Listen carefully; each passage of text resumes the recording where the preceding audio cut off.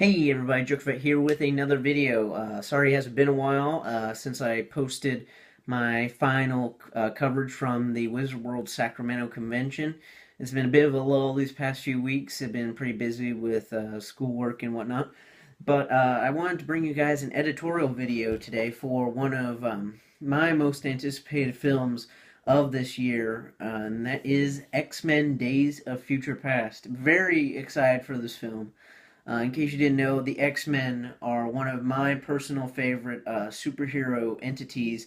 That is including both just solo superheroes and superhero teams. They're definitely at least in the top three with the ranks, of like Batman and Spider-Man and all the other classics. But what I wanted to discuss on this video was in particular, my hopes and fears for Days of Future Past. Because, like I said, I am very excited for it. Days of Future Past is one of my favorite X-Men storylines. However, there are a few things just knowing about the film. They've come out with news, film news, like Bryan Singer, what he said to the press, and what we've seen in the trailers that do have me a bit worried about the successfulness of this film. So I just wanted to discuss that in this video. So let's get started. So I'm going to start off with the fears side of this, and then I'll go into hopes, because I always want to end a video on a high note. So first off, my fears. My biggest fear, my number one fear for this movie is actually Bryan Singer himself. I know that sounds a bit strange because at least in the X-Men world, we like to think of him as the director of both X-Men and X2, both of which were pretty darn good films. However, what has me most worried is what he's done after the X-Men films, and I'm not a thorough, I haven't seen all of his films since he did the X-Men films, but I have seen his only other superhero film since the X-Men films, and that was Superman Returns, which I did not really enjoy. We can spend an entire video just discussing the problems of Superman Returns, but in short, it was pretty dull. It was heavy on some very campy, sappy drama. It had unbelievable, not well written romances and character relationships, and in general, it didn't really feel like a very satisfying superhero film, let alone a Superman film. So that has me a bit concerned. Again, I haven't seen any of his other films that he's done. For all I know, he might be, coming hot off of a great film.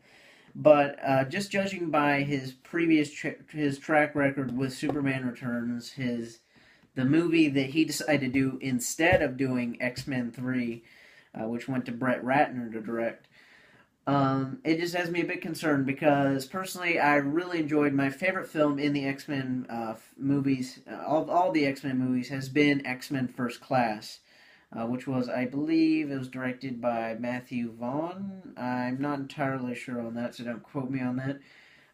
But you could tell it was a distinctly different flavor from the other X-Men films. It was much more colorful, much more full of energy. I thought. It felt more like a true to the comics and true to the X-Men that I enjoy. So, and whereas Singer's films, which I said are good films, I'm not dogging them, but I did think that they were a bit on the drab side. They were a bit they sucked some of the color and fun out of the superhero genre in general. I mean, just even like their superhero suits, is all black leather, pretty boring, all uniform.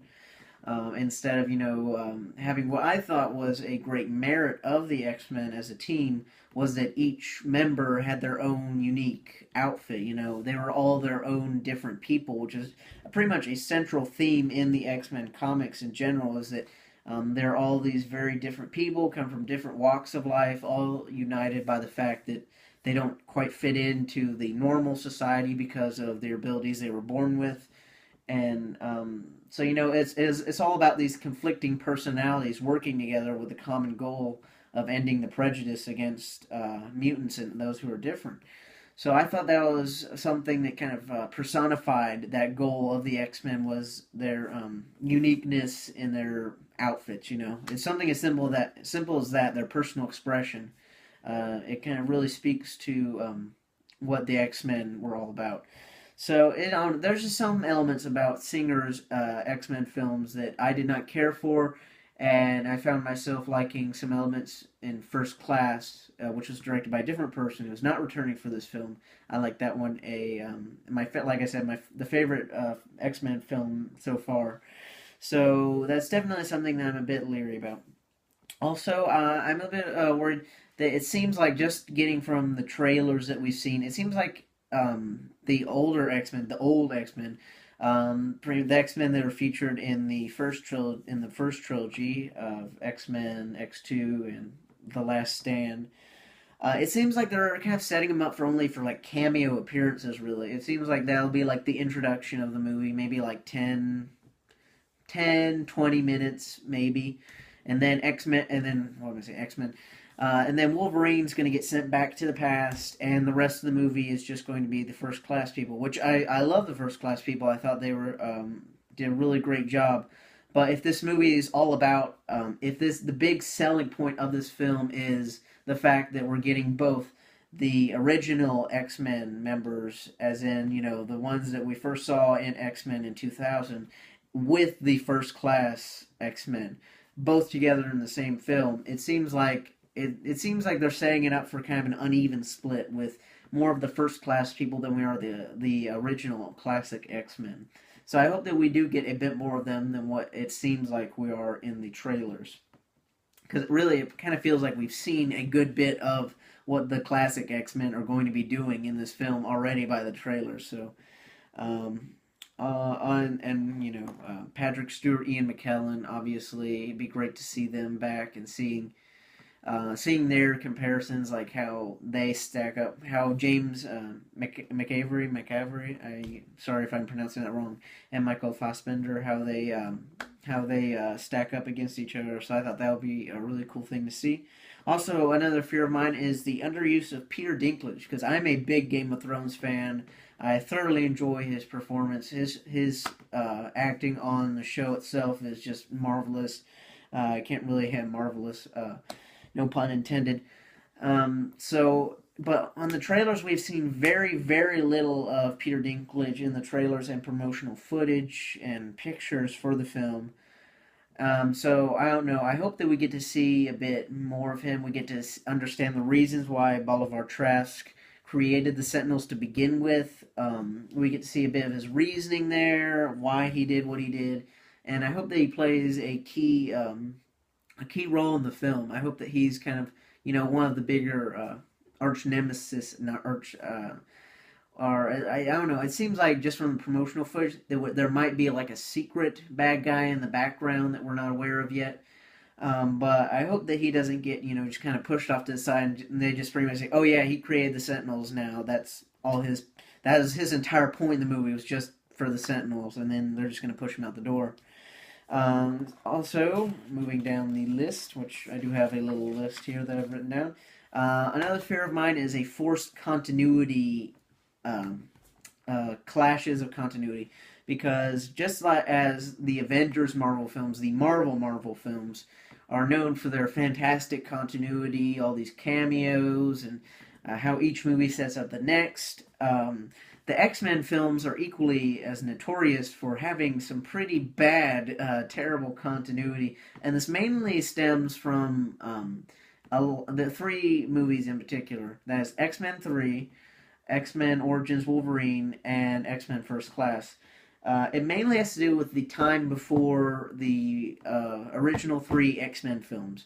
The time in between First Class and when we first see Wolverine and X-Men.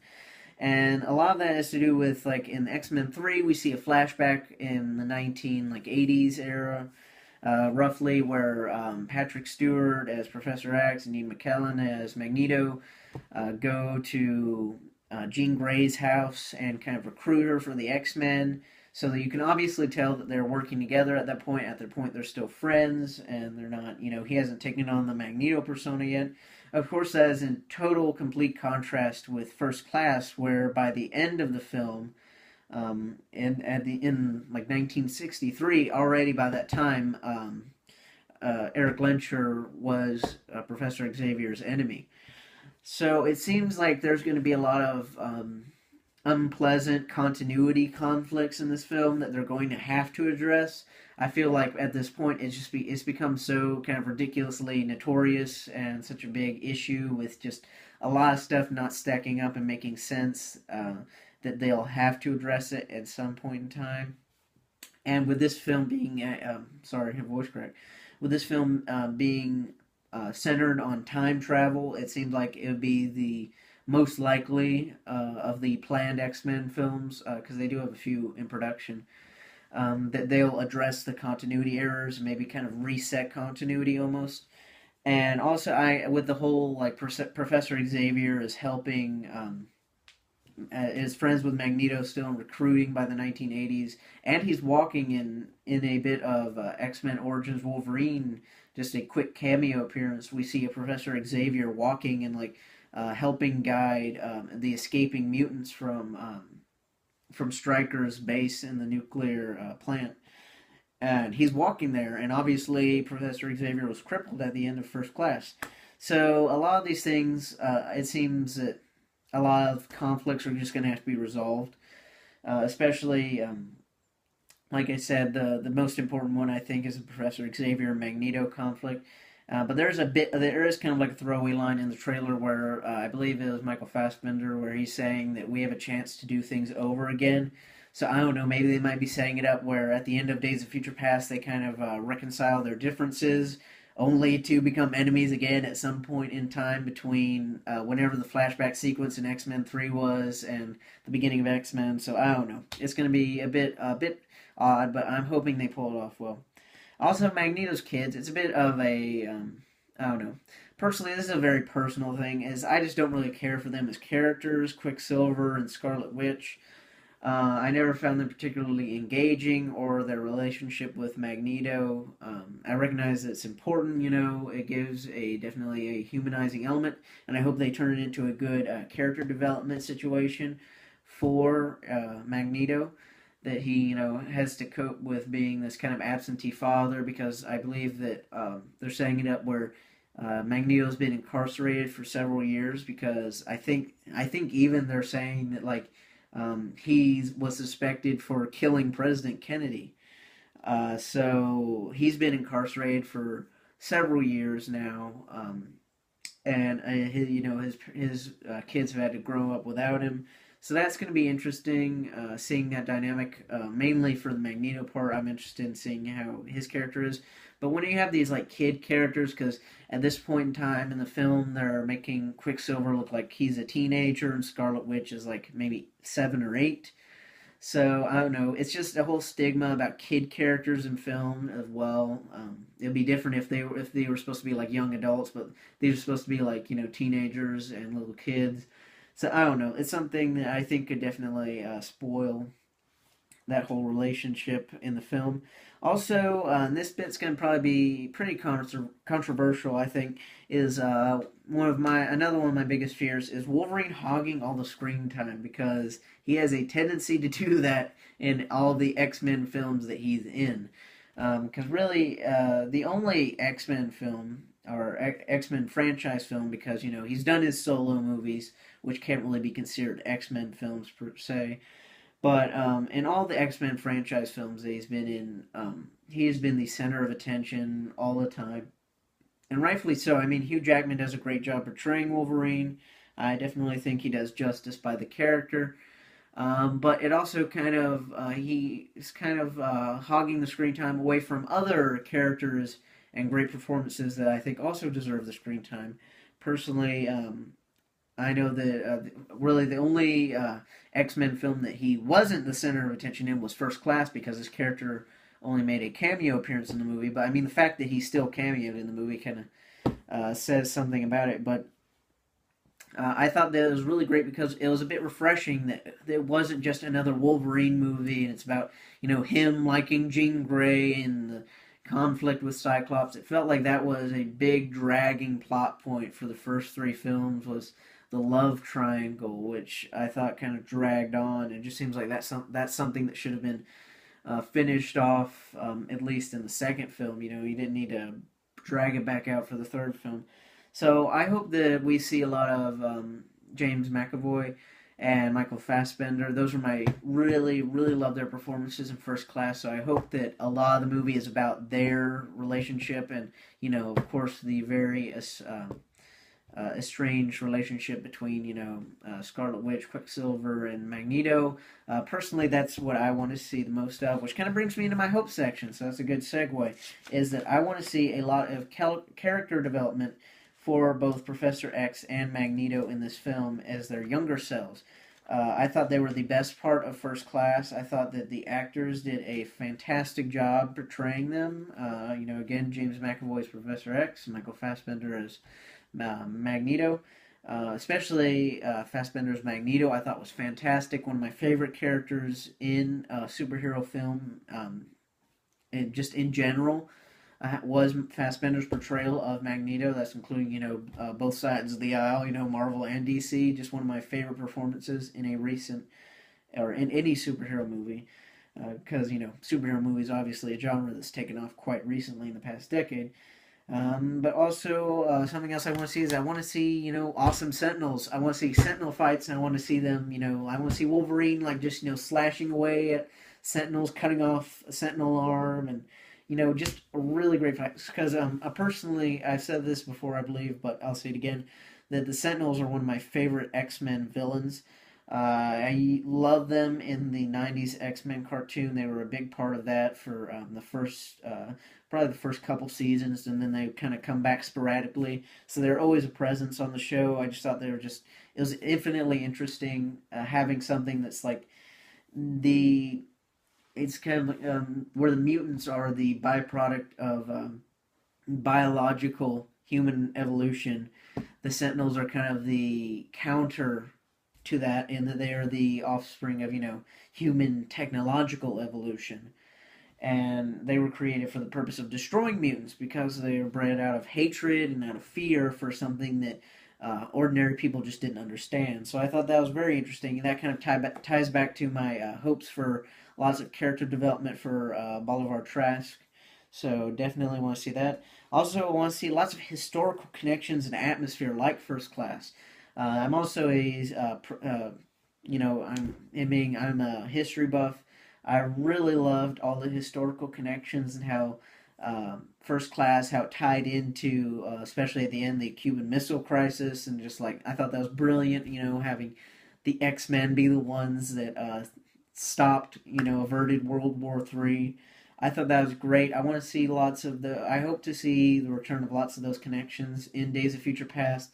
Obviously, it's set in the 70s, and I believe we saw a clip in the trailer where it looks like Mystique is in Vietnam. So I think that could be really cool as well. Seeing, just seeing like what the X-Men think of that, because that's not something that wasn't really ever touched upon. I don't think it's ever been really touched upon in any version of the X-Men. Is like kind of like what they think of like these conflicts, because obviously the X-Men were still being written at the time the Vietnam War was going on, and that was kind of a taboo to mention the Vietnam War in a comic.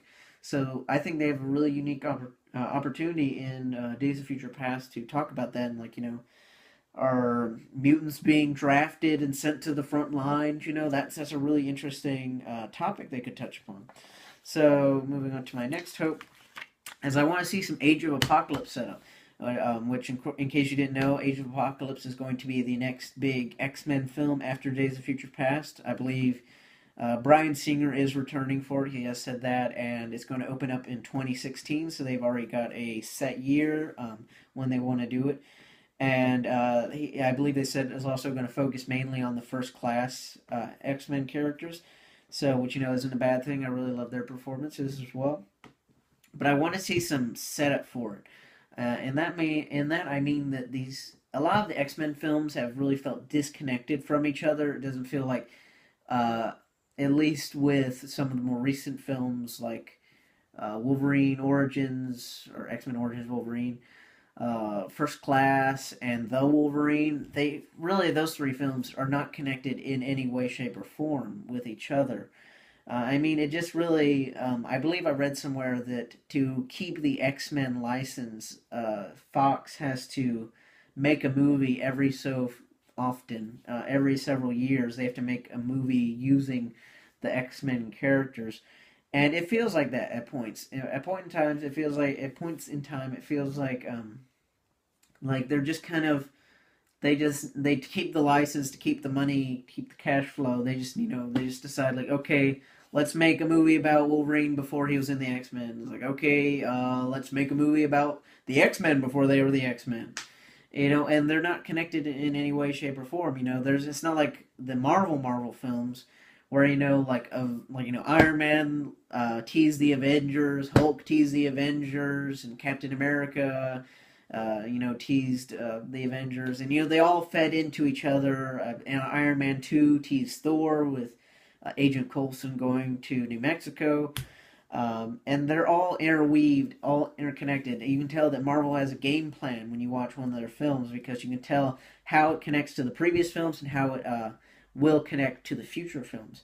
But the X Men films just do not have that connection. Like I said, again, this goes to the continuity errors because they have so many different directors and people, just making their films. They're just taking liberties with the continuity.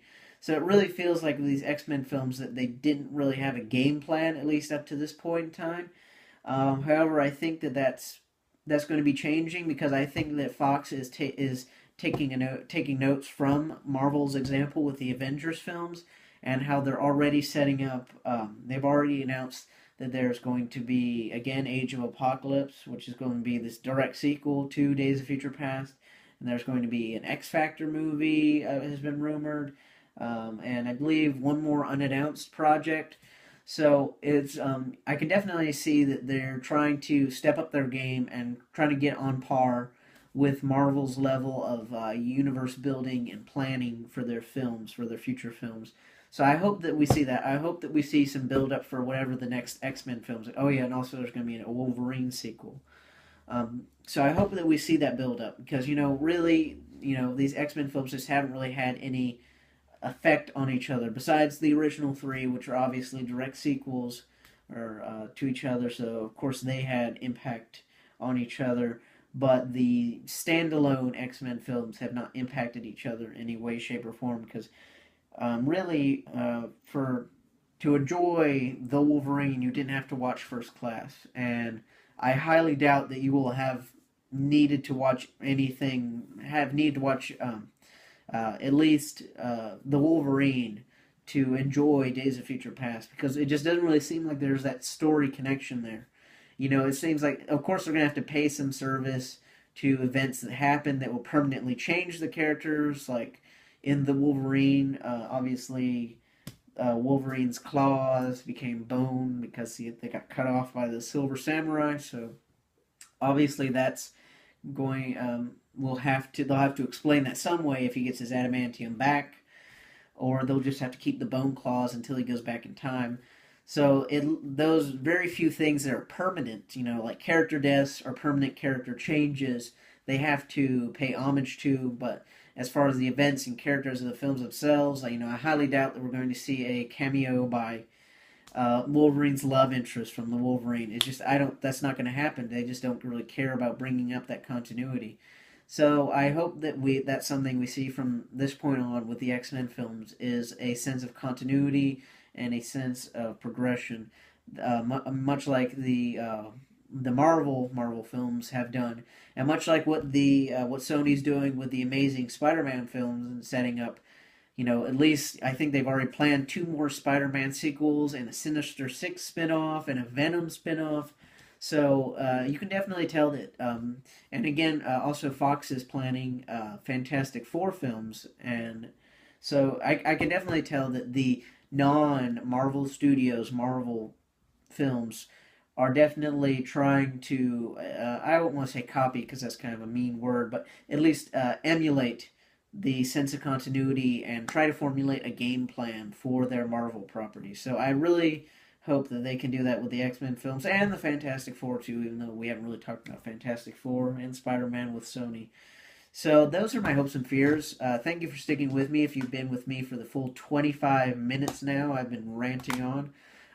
Definitely, I'm very excited for X-Men Days of Future Past. Like I've said, the X-Men are by far my favorite Marvel Comics property, and definitely up there in the top three with my favorite superhero properties of all time. So, really love the X-Men. I really hope this is a great film. Days of Future Past, one of my favorite X-Men stories. Sentinels, one of my favorite X-Men villains. So this definitely has a lot riding on it. So I hope it's great, and I hope that the fears that I point out are end up to not manifest themselves in the films. That would be great, and I hope that all the hopes are fulfilled. And that we just really get a really awesome X-Men film, potentially the best X-Men film to date. I would definitely love to be able to come back from come from the movie and say that's the greatest X-Men film ever made, and also potentially one of the best superhero films ever made. So I hope that it's great. This hasn't been a video to try and be pessimistic about the movie, or to be like complaining about it or anything. Just pointing out the things that I hope are in the film and things that I hope are not. So thank you guys for watching. If you've been sticking with me, and leave me your thoughts in the comment section below. What do you think about what we've seen so far of Days of Future Past? Are you excited to see it? Are you excited for Sony and Fox's kind of Avengers-esque game plans that they have going on with their respective franchises? So thank you guys for watching as always. This is Joke Fett signing out. Bye.